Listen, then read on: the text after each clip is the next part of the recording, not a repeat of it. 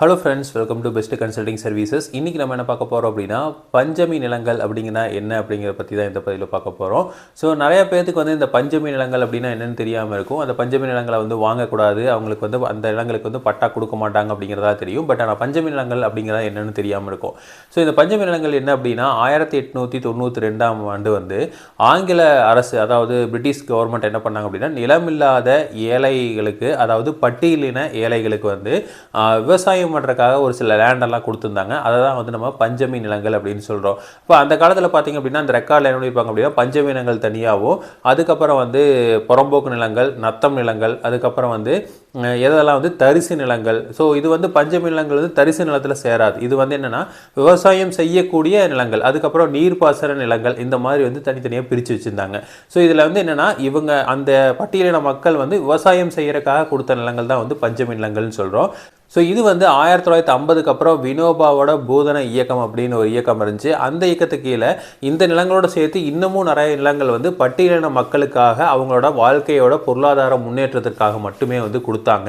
So அதை தான் வந்து நம்ம பஞ்சமி நிலங்கள்னு சொல்கிறோம். இந்த பஞ்சமி நிலங்களை வந்து விற்க வந்து முடியாது. அதாவது விற்க முடியாது அப்படின்னா 10 வருடங்கள் வரைக்கும் வந்து நீங்கள் என்ன பண்ண முடியாது, அந்த பஞ்சமி நிலங்களை விற்க முடியாது, இல்லை தானமாக கொடுக்க முடியாது, இல்லை அடமானம் கொடுக்க முடியாது. 10 வருடத்துக்கு மேலே ஆயிடுச்சு அப்படின்னா அந்த பஞ்சமி நிலங்கள் வந்து நீங்க என்ன பண்ணலாம் அப்படின்னா, அதே இன மக்களுக்கு, அதே ஜாதியில் மக்களுக்கு தான் வந்து கொடுக்க முடியும். மாற்று ஜாதி மக்களுக்கு வந்து நீங்க அதை விற்க முடியாது. ஒருவேளை வந்து அதை நீங்க மாற்று ஜாதி மக்களுக்கு விற்றுருந்தீங்க அப்படின்னா அதை வந்து திரும்ப மீட்டு அதே மாதிரி இருக்கிற பட்டியலின மக்களுக்கு கொடுப்பாங்களே தவிர திரும்ப என்ன பண்ண மாட்டாங்க அப்படின்னா அதை வந்து அந்த வேற்று ஜாதி மக்களுக்கு வந்து கொடுக்க மாட்டாங்க. ஸோ இதனால் வந்து நீங்கள் ஃபுல் அமௌண்ட்டை லாஸ் பண்ணுறதுக்கு வாய்ப்புகள் இருக்குது. ஒரு உதாரணத்துக்கு, பஞ்சமி நிலத்தை நீங்கள் வாங்கிட்டீங்க அப்படின்னா, உங்கள் பேரில் வந்து வாங்கிட்டீங்க அப்படின்னா அதை ரிஜிஸ்டர் பண்ண மாட்டாங்க. ஒருவேளை ரிஜிஸ்டர் பண்ணிட்டாலும் திரும்ப உங்கள்கிட்ட இருந்து எந்த ஒரு இழப்பீடும் கொடுக்காம, நல்லா நோட் பண்ணிக்கிங்க, எந்த ஒரு இழப்பீடும், அந்த நீங்கள் வந்து தெரியாமல் வாங்கிட்டீங்க அப்படின்னு எந்த ஒரு இழப்பீடும் கொடுக்காம அந்த நிலத்தை அப்படியே வாங்கி கவர்மெண்ட் வேற ஒருத்தர் கொடுத்துருவாங்க. அதாவது அந்த பட்டியலின மக்களுக்கே கொடுத்துருவாங்க. ஸோ அதுதான் வந்து பார்த்தீங்க அப்படின்னா இதில் முக்கியமாக கவனிக்கக்கூடிய ஒன்று. ஸோ பட்டா வந்து நீங்கள் அந்த பஞ்சமி நிலங்களுக்கு வாங்கவே முடியாது. ஸோ ஒருவேளை நீங்கள் தவறுதலாக வாங்கிட்டீங்க அப்படின்னா நம்ம வந்து காசு போனது தான். ஸோ அதனால் வந்து அது தெளிவாக பார்த்துக்குங்க. இது எங்கே பார்க்கலாம் அப்படின்னா, நம்ம கிராமமாக இருந்தால் ஏ ரிஜிஸ்டரில் இருக்கும். ஏ ரிஜிஸ்டரில் இது வந்து பஞ்சமி நிலமா, இல்லை கல்லர் நிலமா, இல்லை வந்து கண்டிஷன் நிலமா, எல்லா நிலங்களும் என்ன அப்படிங்கிறது தெளிவாக இருக்கும். ஸோ அதை வந்து நீங்கள் தெளிவாக பார்த்துக்குங்க. இதே வந்து நகரமாக இருந்தது அப்படின்னா ஆர்எஸ்எல்ஆர் வந்து பார்க்கணும். ஆர்எஸ்எல்ஆர் அப்படிங்கிறது ரீசெட்டில்மெண்ட் லேண்ட் ரெக்கார்டு அப்படின்னு சொல்கிறோம். இந்த ரீசெட்டில்மெண்ட் லேண்ட் ரெக்கார்டில் பஞ்சமி நிலமா இல்லையா அப்படிங்கிறது தெளிவாக தெரிஞ்சிடும். அப்போது பஞ்சமி நிலத்தை வாங்கிட்டீங்க அப்படின்னா பெரிய பிரச்சனைகள் தான் வரும்.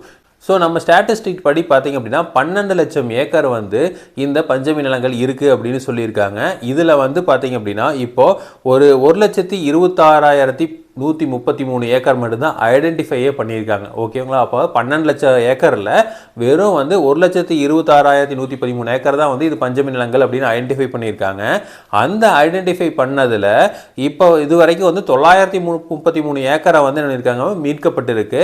4,431 ஏக்கர் வந்து நடவடிக்கை வந்து மேற்கொள்ளப்பட்டிருக்குன்னு சொல்லியிருக்காங்க. மொத்தமாக கிட்டத்தட்ட பார்த்தீங்கன்னா ஒரு 5,500 ஏக்கர் தான் வந்து மீட்கப்படுற நிலைமையிலேயே இருக்குது. ஓகேங்களா? 1000 ஏக்கர் வந்து மீட்டுட்டாங்க, இன்னும் 4,000 ஏக்கர் வந்து மீட்கப்படிய நிலைமையில் இருக்குது. ஆனால் மொத்தம் இருக்கிறது ஐடென்டிஃபை பண்ணதே 1,26,000 ஏக்கர்.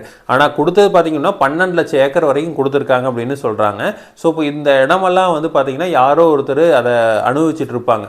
ஸோ அந்த மாதிரி அனுபவிச்சுட்டு இருக்கிறத ஸ்ட்ரிக்டாக பார்த்து எடுத்தாங்க அப்படின்னா இந்த 12 லட்சம் ஏக்கரையும் வந்து நம்மளால் எடுக்க முடியும். பட் ஆனால் என்ன அப்படின்னா இப்போ வந்து பட்டா தரது வந்து கிட்டத்தட்ட வந்து ஒரு 2.25 சென்ட் தான் வந்து தராங்க. முன்னையெல்லாம் வந்து விவசாயத்துக்காக வந்து பஞ்சமி நிலங்கள் அதிகமாக கொடுத்துருந்தாங்க. இப்போ வந்து ஒவ்வொருத்தருக்கும் கம்மியான லேண்டு தான் கொடுக்க வேண்டியது இருக்குது. அப்படிங்கிறனால பெருசாக வந்து இந்த எல்லாத்தையும் ரெக்கவர் வந்து பண்ண முடியாது, பண்ணவும் மாட்டாங்க. ஸோ கொஞ்சம் ரெக்கவர் பண்ணுவாங்க. ஸோ இப்போ இதை நீங்கள் வந்து அனுபவிச்சுட்டு இருக்கீங்க அப்படின்னா அதை கேர்ஃபுல்லாக இருங்க. அதுக்கு அந்த இடத்துக்கு வந்து பட்டாலாம் நமக்கு வந்து கண்டிப்பாக வாங்க முடியாது. ஓகேங்களா? ஸோ இதே மாதிரி இன்ஃபர்மேஷன் உங்களுக்கு தொடர்ந்து வேணும் அப்படின்னு எங்கள் சேனலை சப்ஸ்கிரைப் பண்ணுங்கள். தேங்க்யூ.